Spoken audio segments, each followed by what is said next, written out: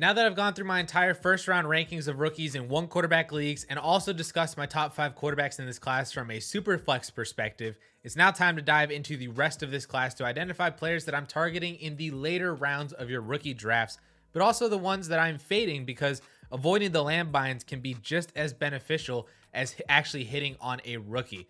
And to do this video, I'm going to go just down through DLF rookie ADP and just go round by round and highlight my targets and fades in each round. So let's start with the first round of rookie ADP because there's only one player in round 1 that I did not have in my round 1 of rankings, and that's running back Rachaad White. Now, let me first say that I really like Rachaad White, the player. He's my RB4 in this class, but I do not like Rachaad White, the first round rookie draft pick.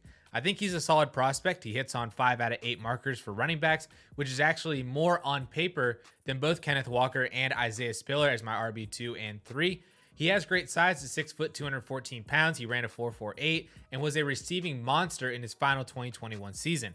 But where my markers don't really like him is his early production, which is because he attended JUCO college early in his career before moving to Arizona State. And then he also didn't produce at Arizona State until this past season in 2021.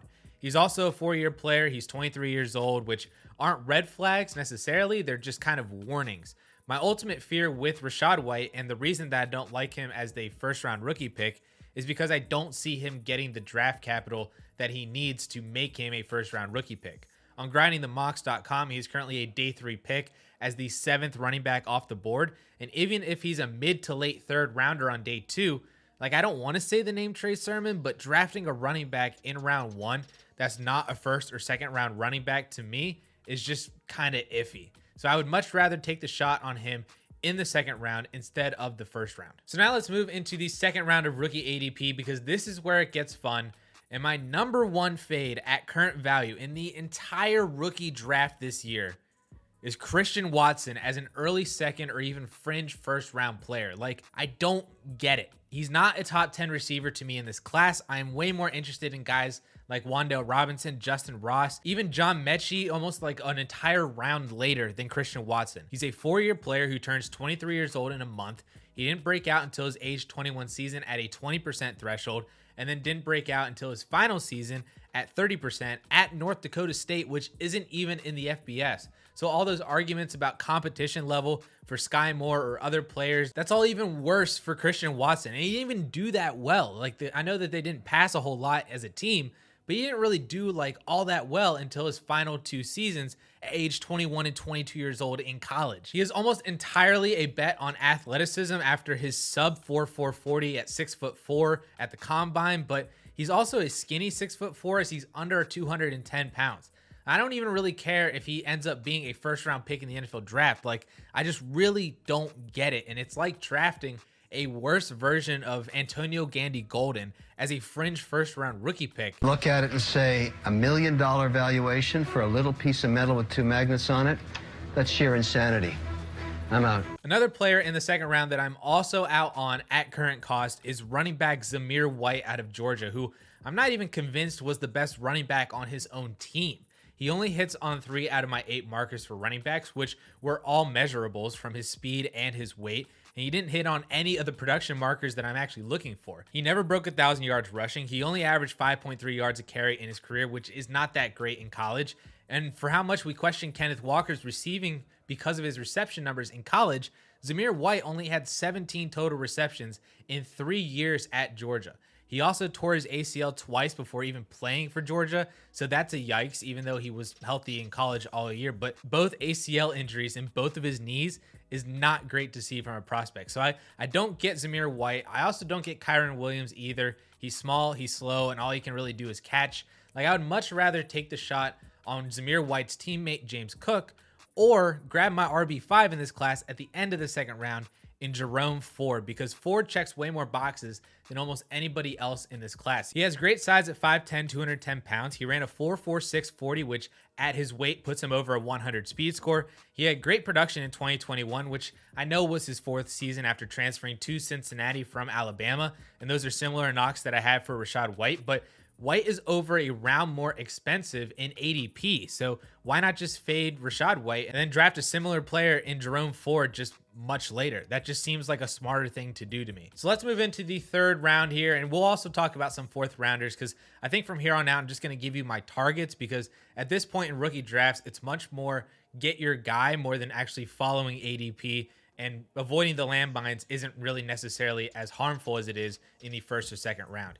So at this point in rookie drafts, though, I do heavily target the running back position, because I think it's easier to find running backs who can make an impact on their team and therefore make an impact on your fantasy team as well than wide receivers. That's how you get the Elijah Mitchells, the Ramondre Stevensons, even the Chuba Hubbards on your team, and you fade guys like Tylan Wallace, Tutu Atwell, the Anthony Schwartzes of the world in the third and fourth round. So with that, let's talk about a couple running backs that I really like in this later part of the drafts. Because number one, I really like Tyler Algier, who I could see actually getting bumped into the second round if he ends up being a back-end day 2 pick. He's one of the 3 players in this class that hit on 6 out of 8 markers for running backs before the draft. One of the other guys is Breece Hall, and the third I'm going to get to here in a minute. But Algier looks great. He has great size, not the best speed with a 4.6 40, but it works. It's fine.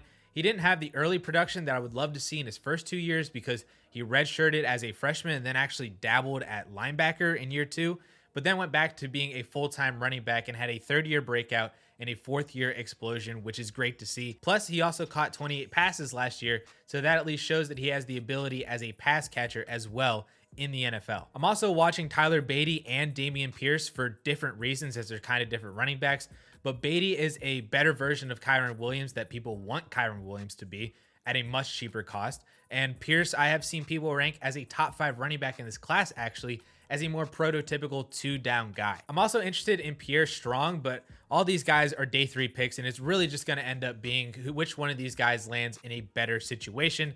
Those are the guys that I'm going to be ending up targeting after the NFL draft. The last rookie running back that I'm really watching, and have been to the point of labeling him my 2022 Elijah Mitchell, but I'm not really there yet. I don't necessarily see the comparison, but it's UNC running back Keontae Ingram, who's the 3rd player in this class with 6 out of 8 markers pre-draft. He's also a 4-year player. He's also a transfer from Texas to USC, but I'm very interested to see A, if he even gets drafted, but B, where does he go if he does get drafted? And all I'm really looking for is a chance on a depth chart in the NFL for Ingram, and he could be probably my last pick in every single rookie draft that I'm looking for. So at least Keontae Ingram, as of right now, is my auto 4th round pick at the moment in every single rookie draft. There is one wide receiver out there that I am very interested, though, in that 3rd and 4th round range, and especially depending on where he goes in the NFL and when, because he's currently going at the top of 4th rounds in rookie drafts,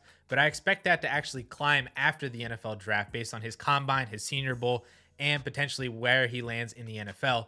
And that is Boise State wide receiver Khalil Shakir. Shakir comes in hitting on 9 out of 12 markers for wide receivers, which is currently tied for 1st in this class, ahead of Burks, ahead of Garrett Wilson, ahead of Jameson Williams, and a whole bunch of other guys. He had the college production in his sophomore and junior season. He has the measurables at 6 foot, nearly 200 pounds, ran a 4.43 at the combine. He was a Senior Bowl darling, and that has made his draft stock rise to the point to where he might not only be a day 2 pick now, but I've also seen more recently that he's mocked as a 2nd rounder in the NFL draft, which would be honestly amazing.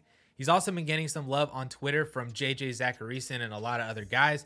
And while I do not expect that he is a 4th round rookie pick after the draft, he's still on my short list of later round players to target for me in that 3rd round range. Lastly, just to address the tight end position, because there are a couple guys that people are interested in, I really don't have anything to scout tight ends prospects with, like, analytically, outside of I need to see draft capital and I want them to be athletic. So that's basically it for tight end. So if Trey McBride or Greg Dulcich, who I think are the 2 guys in this class that have both of the potential to be athletic and have draft capital, if either one of those 2 guys are day 2 picks or even really 2nd round picks, then they could be pretty interesting. But I'm just not really necessarily the type of guy to draft a tight end, in the 2nd, 3rd, or 4th rounds of my rookie drafts, is I just don't really view that as that useful of a pick for me in those later rounds. And I'd rather just pay for somebody else or a different position. So that is a quick breakdown of some players that I'm fading and targeting in the later rounds of my rookie drafts, at least right now before the NFL draft, as I'm sure things are going to change a little bit after we know landing spots and draft capital.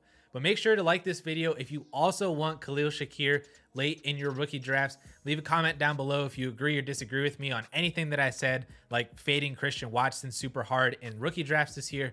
And be sure to hit that subscribe button as we are nearly 2 weeks away from the NFL draft. And with that all being said, guys, thank you all so much for watching. We'll catch y'all later.